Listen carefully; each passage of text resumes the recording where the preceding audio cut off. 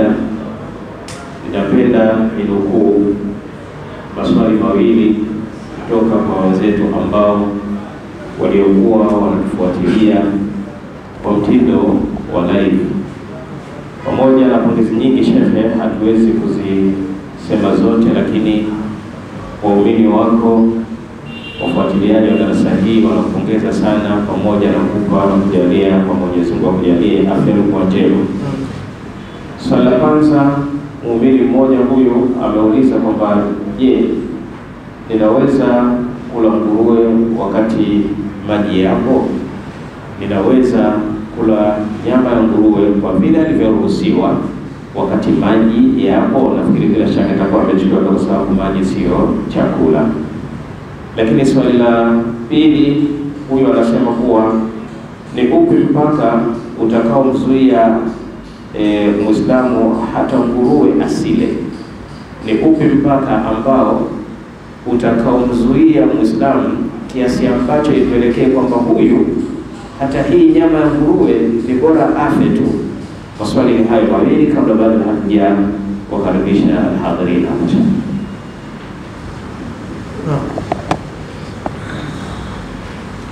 Maswali ni mawili lakini ni moja tu lote hilo.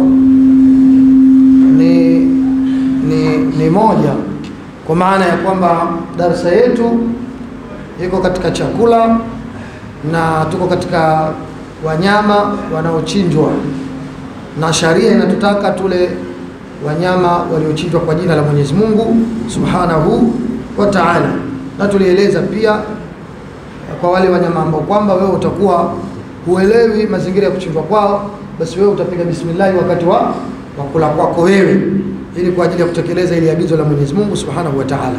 Lakini ghafla katikati ukaingia mlango wa dharura, illa madhurirtum ilayhi, ukaingia mlango wa dharura. Kuna wakati wa dharura,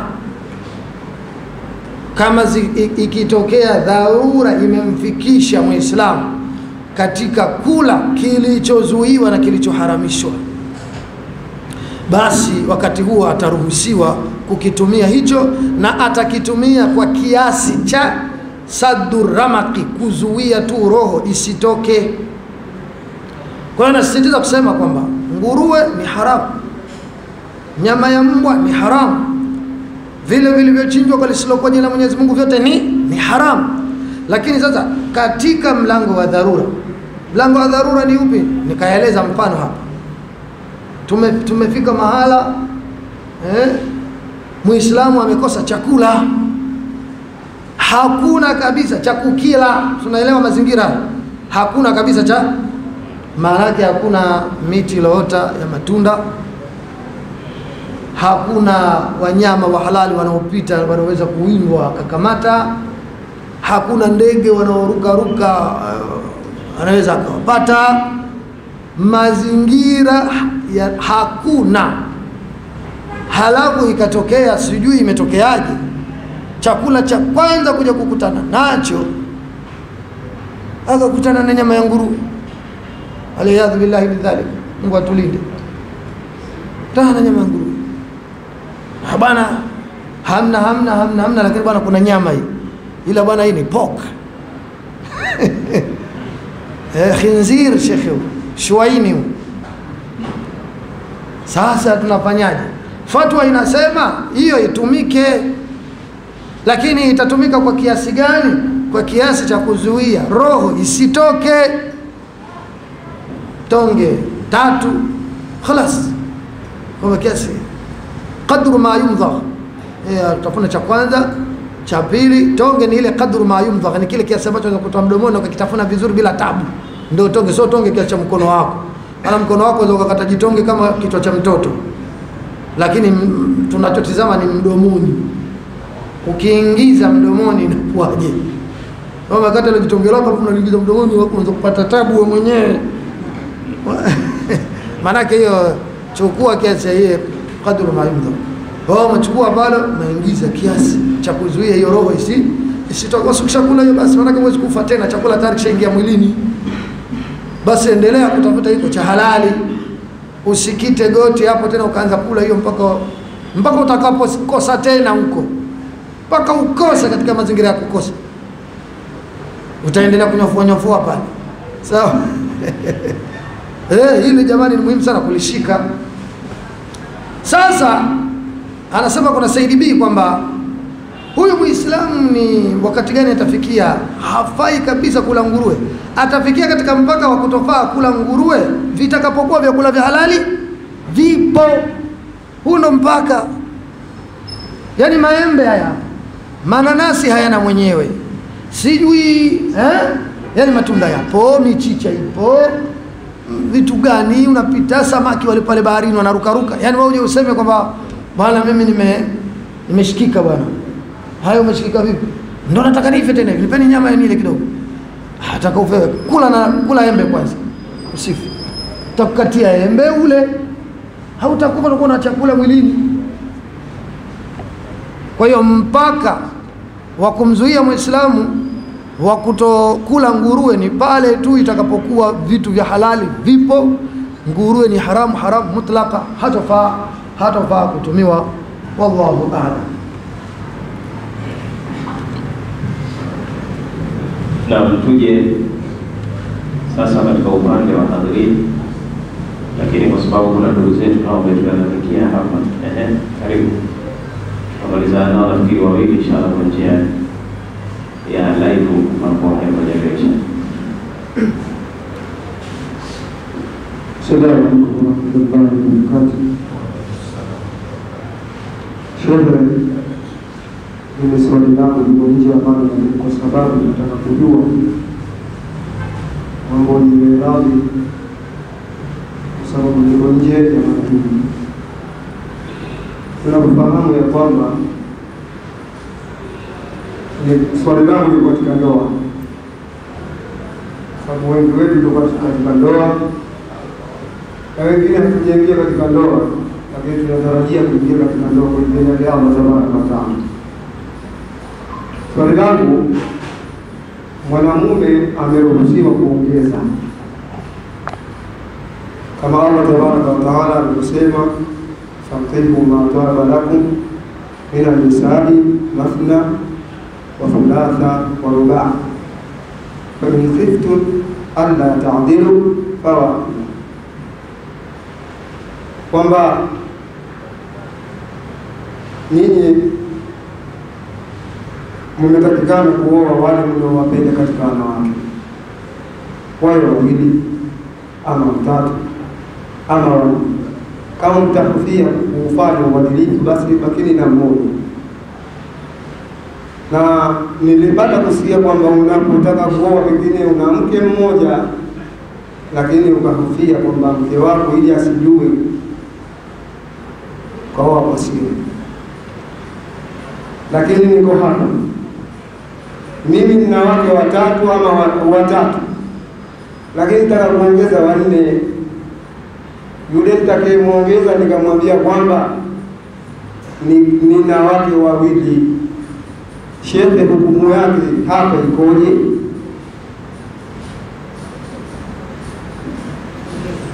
Swali lake fupi lakini maneno mengi. Ajabu. Nikiongeza mke wa nne lakini nikawa namdanganya nikamwambia kwamba wewe ni mke wa pili, wakati yeye ni wa nne. Unamdanganya, unamwambia wewe ni mke wa pili, ukamuoa.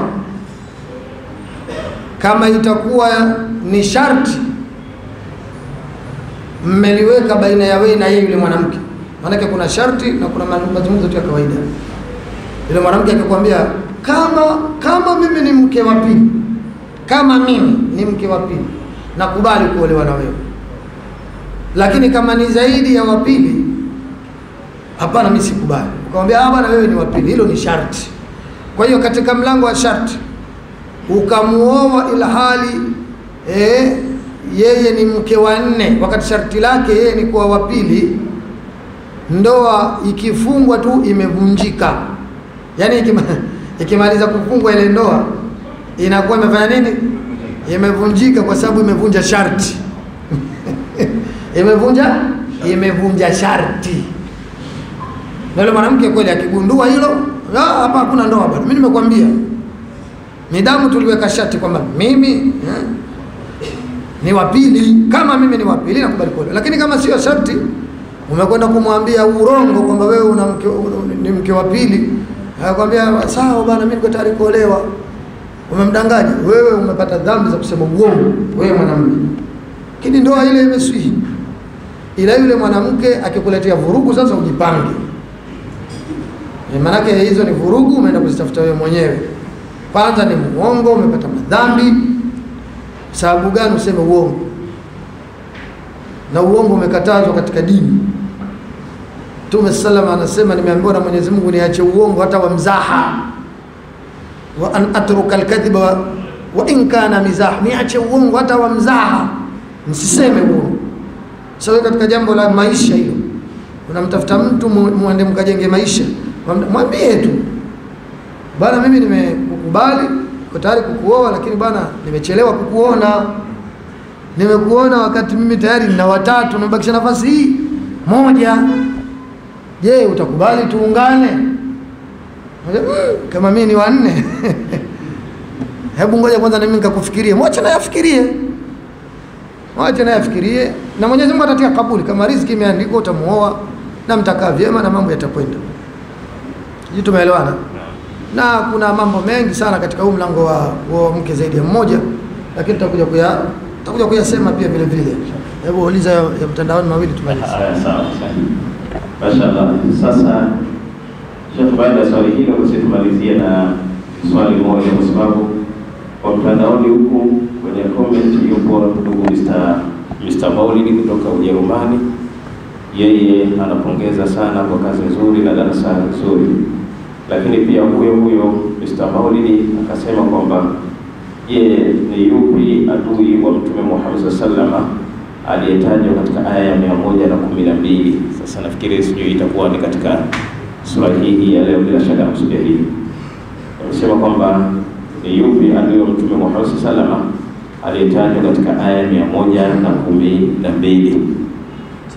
Kwa hiyo hapo nafikiri itakuwa ndio mwisho katika upande wa wenzetu ambao wanafuatilia kutoka nje. Ile aya ilikuwa inasema kadhalika ja'alna likulli nabiyyin aduwwan shayatin al-insi wal jinni, na kama hivyo tumemfanyia kila nabii adui, maadui wanadamu na maadui wa shetani. Kwa hiyo na wewe Mtume Muhammad sallallahu alaihi wasallam, na wewe nawe pia tumekuwekea nini? Tumekuwekea maadui hawa. Kwa hiyo Mtume sallallahu alaihi wasallam alikuwa na maadui wengi kabisa, sawa? Kina Abu Lahab na kina Abu Jahal, yani hawaulizwi maadui wa Mtume, ni wengi. Kwa hawamkubali kwa hali yoyote, sawa? Kina Utba, kina Shaiba, kina nani, yani watu wabaya wengi, watu wakubwa sana aliyekewa Mtume sallallahu alaihi wasallam, wakawa wanampiga vita, wanamtengenezea mbinu na mipango mbalimbali ya kumfanyia uadui. Na tukasema kwamba wale wote waliokuwa wamempinga Mtume sallallahu alaihi wasallam pale Makka, wakasimama upande wa pili dhidi yake, wale walikuwa ni maadui zake, walihangaika sana, lakini wanaongozwa na Ibilisi mwenye shetani, ambaye ndio adui mkubwa sana, sawa? Alafu tena Mtume sawa akapewa na maadui wa ndani ya Uislamu. Kwenye Uislamu nako kuna makundi mawili, ukawa kuna waumini na wanafiki. Kina Abdullah ibn Ubay ibn Salul wamemkubali kwa mdomo, kumbe kwa moyo hawaja bali. Kwa hiyo na wao nao wakaendeleza sana vita kwa Mtume Muhammad sallallahu alaihi wasallam, vita vikubwa sana. Kwa tumwombe Mwenyezi Mungu atuwafikishe. Nilikuwa nimejiandaa kuja kumjibu Sheikh Suleiman swali lake leo la lile la mirathi, lakini na leo tena muda umenitoka. Kwa hiyo Sheikh namuomba radhi, lakini leo nilikuwa nimejipanga kabisa kwamba nitoe jawabu la swali lako tu, alafu tuondoke, kwa sababu sikutaka nieleze kifupi kina fitna. Yaani nataka nieleze mwanzo mwisho. Hakuna mambo ya fitna kama mambo ya mirathi. Sasa ukieleza kipande na hawa mabwana wanarusha, watakwenda kujiingiza na wengine hata sio hawa. Watajiingiza humo, watachukua hicho kijipande. Sikia Sheikh asema mapando kwa kwenye majumba watu wanauana. Sheikh asema, Sheikh mkubwa kabisa huyo, katibu wa BAKWATA taifa huyo, baraza la ulama, unajua wengine wanazidishiwa huko. Kwa hiyo kuna vitu havitaki kuelezwa shortcut, si ndio? Yaani nataka vielezwe kama vyenyewe unaeleza. Kwa hiyo inshallah Sheikh, kwa faida ya Waislamu na wale wanaotufuatilia, litafika tu hilo swali na nitalieleza. Leo nilikuwa nimepanga, nimesahau tu wakati huyu anachukua maswali. Lakini nilitaka kumwambia nataka niendelee kujibu swali kabisa. Nikasahau. Lakini alikuwa ni riziki hao waliouliza na ni Mwenyezi Mungu anataka elimu hii ndo itoke zaidi. Kwa hiyo inshallah siku isiyokuwa na jina, nafikiri kesho ama kesho kutwa nikimaliza tu darasa tutaanza hilo, tutalieleza kwa kifupi na tutauliza maswali, tutaulizana hapa mpaka tuelewane sisi wenyewe kwanza humu ndani ya msikiti, ili huyo mtu wa nje huko akijikoroga sisi sote tuwe tuna umoja kwamba shehe wetu akusema hivyo.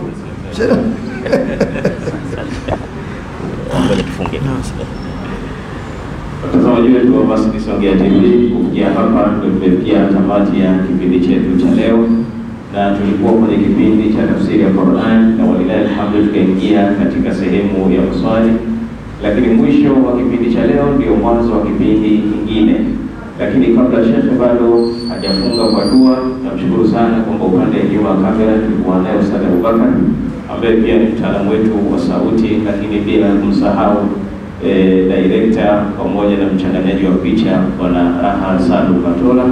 Mpaka hapa tumefikia mwisho. Inshallah, assalamu alaykum wa rahmatullahi wa barakatuh.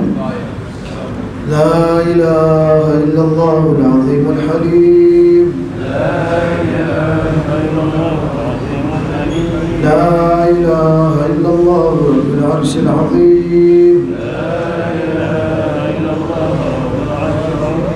لا إله إلا الله رب السماوات ورب الأرض ورب العرش الكريم. لا إله إلا الله رب السماوات ورب الأرض ورب العرش الكريم. لا إله إلا الله العظيم الحليم. لا إله إلا الله رب العرش العظيم.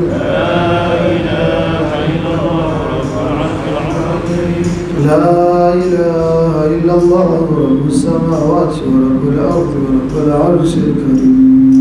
لا إله إلا الله رب السماوات ورب الأرض ورب العرش الكريم. لا إله إلا الله العظيم الحليم.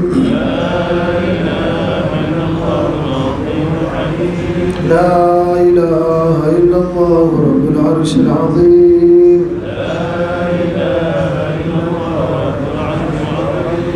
لا إله إلا الله رب السماوات ورب الأرض ورب العرش الكريم. لا إله إلا الله رب السماوات ورب الأرض ورب العرش الكريم. لا إله إلا الله. لا إله إلا الله. لا إله إلا الله. محمد رسول الله صلى الله عليه وسلم. محمد رسول الله صلى الله عليه وسلم. اللهم ربنا لا تمنعنا من علم بمانع ولا تقطعنا عنه بقاطع. اللهم ربنا زدنا علما وارزقنا فهما. اللهم ربنا تقبل منا صيام شهر رمضان على ما كان فيه من تساهلنا، وإلا بفضلك تفضل علينا. اللهم اعتق رقابنا رقاب آبائنا وأمهاتنا وأجدادنا من النار، واجعلنا من المتقين الأخيار برحمتك يا عزيز يا غفار. وصل اللهم وسلم وبارك على نبينا محمد وعلى آله وصحبه أجمعين. الحمد لله رب العالمين.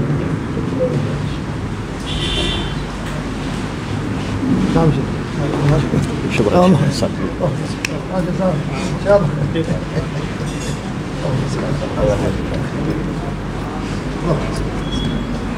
شكرا.